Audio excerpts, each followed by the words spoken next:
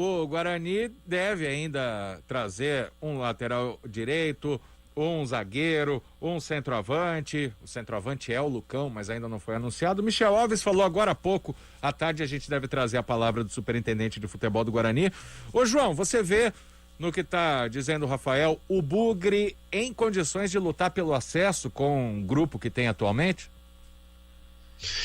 Agora, se vai lutar pelo acesso, o Guarani e qualquer outro clube, a gente vai perceber aí ao longo da competição.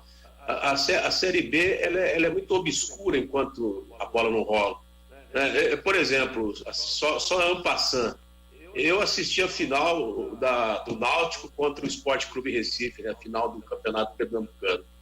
Cara, o Náutico manteve a mesma base do ano passado, né, que não era grande coisa, mas manteve. E está jogando muito bem, né? Pelo menos encurralou o Sport que é da Série A, o Náutico que é da Série B, né? O Náutico encurralou, o jogo era para ter sido 3-4 para o Náutico, acabou empatado, mas eu gostei muito do Náutico, centroavante, né?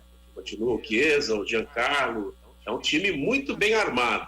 Agora, o Guarani, como disse o goleiro, né, o Lino Martins, é verdade o que ele falou. O Guarani teve padrão, você entendeu? Infelizmente a torcida ela pegou uma birra com a Alan, mas nós que acompanhamos, comentamos as partidas, acompanhamos o Guarani, a gente viu o progresso, a gente viu uma evolução na equipe, principalmente depois da partida contra o Ituano.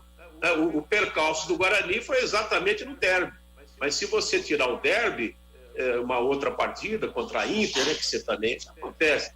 Mas as demais partidas do Guarani, embora os resultados não fossem tão bons, mas houve um padrão. É isso que o Martins quer se referir, né? Com os reforços, com a manutenção desse padrão de jogo, o Guarani tem tudo para fazer um bom início, né?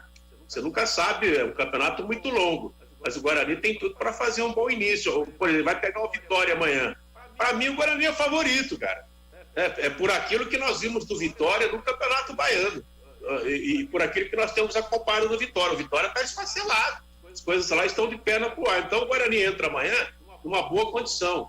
Aí na terça-feira, o Guarani vai pegar o Operário lá, né?